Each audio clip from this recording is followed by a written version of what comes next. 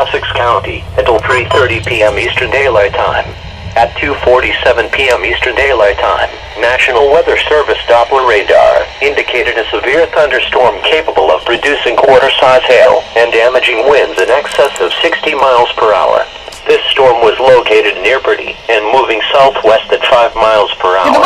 The severe thunderstorm will be near radium around 3:30 p.m. Eastern Daylight Time.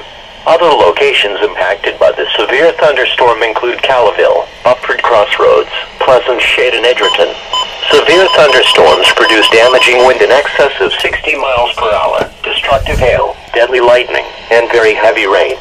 For your protection, move to an interior room on the lowest floor of your home or business. Heavy rains flood roads quickly, so do not drive into areas where water covers the road.